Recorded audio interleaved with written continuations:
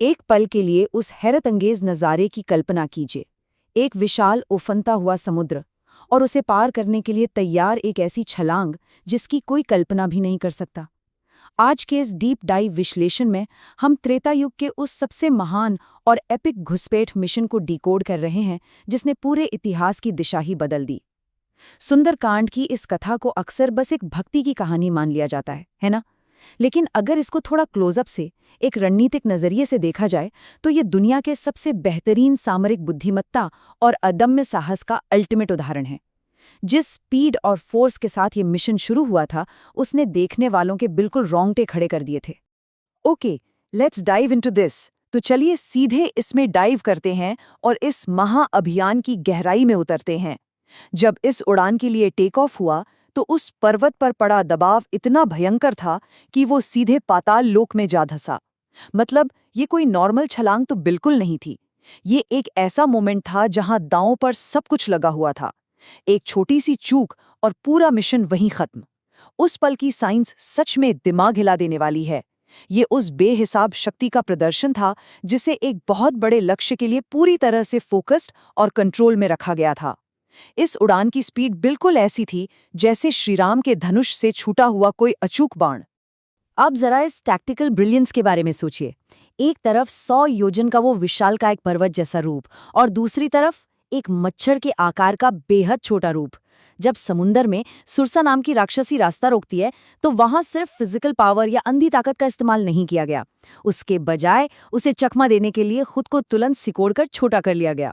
ये दिखाता है कि एक सच्चा मास्टर वॉरियर वो नहीं जो हर जगह अपनी ताकत दिखाए, बल्कि वो है जो जानता है कि कब शक्ति का प्रदर्शन करना है और कब चतुराई और विनम्रता से काम निकालना है। ये एक बिल्कुल परफेक्ट टैक्टिकल डिसीजन था। लंका की बाहरी सुरक्षा को बिल्कुल अभेद्य माना जाता था, लेकिन अब इस घुसपैठ की स्पीड और घातक सटीकता को देखिए। पहला स्टेप, सुरसा को अपनी शार्प इंटेलिजेंस से चकमा देना।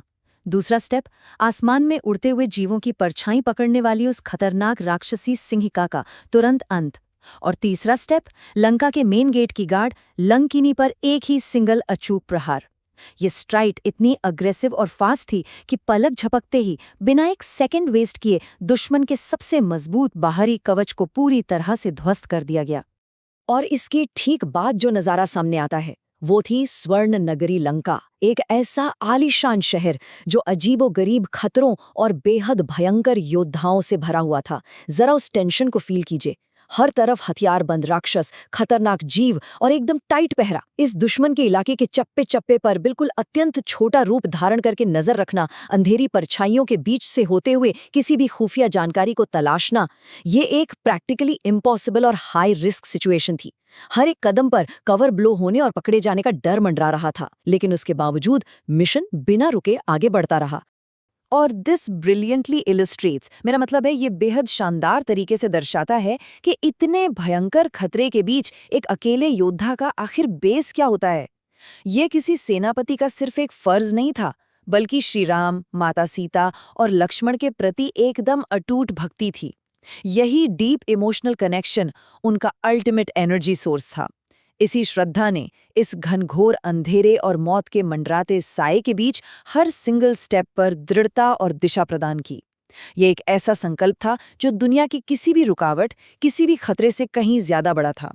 अशोक वाटिका में चारों तरफ से खूंखार राक्षसियों से घिरी और बेहद गहरे शोक में डूबी माता सीता के लिए वो मोमेंट कैसा रहा होगा, जैसे अशोक के पेड़ से कोई अंगारा गिरा हो। ये एक लाइन उस इंटेंस इमोशनल कॉन्टैक्ट पॉइंट को परफेक्टली कैप्चर करती है।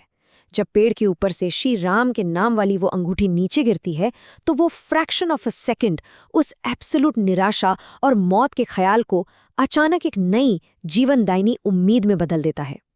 ये बिल्कुल ऐसा था जैसे घने अंधेरे दलदल में अचानक से सूर्योदय हो गया हो। लेकिन सिर्फ एक अंगूठी से जगी उम्मीद काफी नहीं थी। ऐसे में ये डाउट आना बिल्कुल नेचुरल था कि क्या इतना छोटा सा दूत वाकई इन ताकतवर राक्षसों का सामना कर पाएगा। इसी अविश्वास को पूरी तरह मिटाने के लिए अचानक उस स्वर्णिम विशाल काय पर्वत जैसे रूप को कुछ पलों के लिए प्रकट किया जाता है। ये शक्ति का प्रदर्शन किसी शो ऑफ के लिए नहीं था, बल्कि ये साइकोलॉजिकली कंफर्ट और रीअश्योर करने का एक एब्सोल्यूट मास्टर क्लास था। ये उस विश्वास को जगाने का एक विस्मयकारी मोमेंट था कि हाँ, उनके इस रक्षक के पास उन्हें सेफली वापस ले जाने की बेहिसाब ताकत है। अब यहाँ से घटनाक्रम की स्पीड और उस बढ़ते हुए टेंशन को महसूस कीजिए। ये किसी भी तरह की बिना सोची समझी तबाही नहीं थी। पहले वाटिका के फल खाना, फिर पूरे जंगल को उखाड़ फेंकना, उसके बाद रावण के सबसे बड़े रक्षकों और सेनापतियों को धूल चटाना और फाइनली ब्रह्मास्त्र के सामने सरेंडर कर देना। ये सब एक बेहद कैलकुलेटेड अग्रेसिव प्रोवोकेशन थी। इसका क्लियर मकसद था दुश्मन को बाहर निकलने पर मजबूर करना, उनकी असली ताकत का अंदाजा लगाना और उनकी पूरी सेना में एक खौफ पैदा करना। So the crucial point is, यानी यहाँ सबसे अहम बात जो समझने वाली है वो ये कि ब्रह्मास्त्र के आगे आत्मसमर्पण करना कोई हार नहीं थी। ब्रह्मास्त्र एक सर्वोच्च दिव्यास्त्र था जिसका आदर करते हुए डेलिबरेटली खुद को बंधने दिया गया। ये उस अस्त्र का सम्मान तो था ही, पर साथ ही रावण के दरबार तक सीधे एंट्री लेने का एक ब्रिलियंट टैक्टिकल मूव था। एक जीनियस स्ट्रैटेजिस्ट की तरह जानबूझकर बंदी बनना एक्सेप्ट किया गया ताकि दुश्मन के सबसे बड़े लीडर से डायरेक्टली आमना सामना हो सके। राक्षसों की इस खचाखच भरी सभा की कल्पना कीजिए। चारों तरफ खतरनाक दानव, गुस्से से भरे चेहरे और मौत की धमकियां गूंज रही हैं। कोई भी आम इंसान इस डरावने नज़ारे से फ्रीज हो जाए, लेकिन इन सबके बीच उस अकेले बंदी की वो चिलिंग शांति और एब्सोल्यूट संयम सच में हैरान कर देने वाला है। अल्टीमेट पावर वाले रावण के ठीक सामने खड़े होने पर भी ना कोई डर, ना कोई घबराहट। दुश्मन के इतने गुस्से और उकसावे के बावजूद वहां जो परफेक्ट कॉन्फिडेंस और निडरता दिखाई दी वो सच में अद्वितीय है। और उस भरी सभा में बेहद शांति और क्रिस्टल क्लैरिटी के साथ आखिरी वार्निंग डिलीवर की जाती है। अपना अहंकार त्याग कर उन्हें मुक्त कर दो या फिर राम के क्रोध का सामना करो। उस हिम्मत को देखिए। दुश्मन के गढ़ में बंधी हुई हालत में परम बुराई की आंखों में सीधे देखते हुए ये अल्टीमेटम दिया गया। कूटनीति, निष्ठा और आध्यात्मिक भक्ति को एक साथ हाईएस्ट पॉसिबल लेवल पे मेंटेन रखा गया। Now, what's really interesting about this slide is, अब इस पॉइंट पर जो बात सबसे ज्यादा ध्यान देने वाली है वो है रावण का अंधा अहंकार। और यही वो अपनी सबसे बड़ी जानलेवा भूल कर बैठता है। वो ईगो में आके ये ऑर्डर देने पर मजबूर हो जाता है कि इस दूत की पूंछ में आग लगा दी जाए। राक्षस उस पर पूरे शहर का कपड़ा और तेल लपेट देते हैं और वहां के नागरिक एक बंदी का मजाक उड़ाते हैं। ये रावण के अहंकार की वो पीक थी जो अगले ही कुछ पलों में उसी के साम्राज्य के टोटल डिस्ट्रक्शन का कारण बनने वाली थी। चलिए आगे बढ़ते हैं और देखते हैं कि ये कैसे और इंटेंस होता है। जैसे ही आग लगाई जाती है, मिशन का सबसे तेज और विध्वंसक चरण शुरू हो जाता है। पहला स्टेप, रस्सों से निकलने के लिए तुरंत बेहद छोटा रूप धारण करना। दूसरा स्टेप, अचानक से एक मैसिव विशालकाय रूप में बदल जाना। और तीसरा स्टेप, उस भयंकर आग वाली पूंछ के साथ लंका की छतों पर छलांग लगाना शुरू कर देना। ये सब कुछ इतनी क्रेजी स्पीड से होता है कि दुश्मन को रिएक्ट करने का एक सेकंड भी नहीं मिलता। अगर किसी डरे हुए आम दर्शक के नजरिए से देखा जाए तो ये दृश्य कितना खौफनाक रहा होगा। वो अजेय स्वर्ण नगरी लंका, जिसे अपनी अभेद्य सुरक्षा पर इतना गुरूर था, अब हर तरफ से रोअर करती हुई आग की लपटों में घिर चुकी थी। हवा के तेज झोंकों के साथ आग की भयंकर लपटें आसमान छू रही थीं। एक डिवाइन अनटचेबल शक्ति उस पूरे शहर को राख के ढेर में बदल रही थी। ये सिर्फ एक फिजिकल तबाही नहीं थी, ये दुश्मन के मोराल और उनके अजेय होने के घमंड पर पूरी तरह से क्रश कर देने वाला अचूक मनोवैज्ञानिक प्रहार था। लेकिन बाहर इस आग और हाहाकार के बीच अचानक एक बार फिर टेंडरनेस और शांति का शिफ्ट आता है। ये एक्सट्रैक्शन यानी वापसी का आखिरी और सबसे क्रिटिकल फेज था।